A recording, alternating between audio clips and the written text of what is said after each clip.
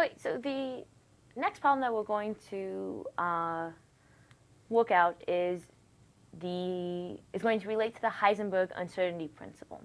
And so when we're dealing with the Heisenberg uncertainty principle, it's important to note that this is just a probability of where this electron, where its position may or may not be. It gives you a probability of where that electron might be located, or a probability and uncertainty in response to its velocity. Remember, when we're dealing with this principle, it's kind of hard to sometimes imagine because we are so used to seeing such large objects where we can, if let's say if I'm a pitcher and I throw a ball, I know exactly how fast it's going, and if I know how fast it's going and the angle in which I threw it, I can then project where it's going to land. However, in the case of these electrons, or these very small particles, you can't do that. And we have this area of uncertainty, and this is where the Heisenberg uncertainty principle comes into play. And they say that the uncertainty in the velocity and multiplied by the uncertainty in the position is greater than or equal to Planck's constant divided by 4 pi times the mass of that object.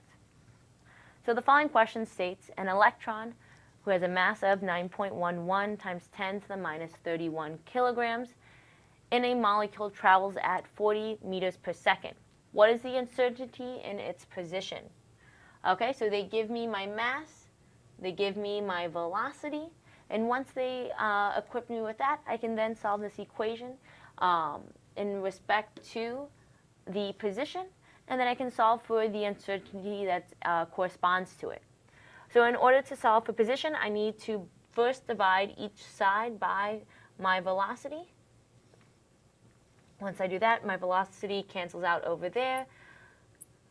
And then I then have an equation for the uncertainty in the position, which is greater than or equal to that of Planck's constant divided by 4 pi times its mass, now times the change in it, or the uncertainty in its velocity. Remember, in the uncertainty principle, the more you know about one parameter, such as its velocity, the less you know about the other.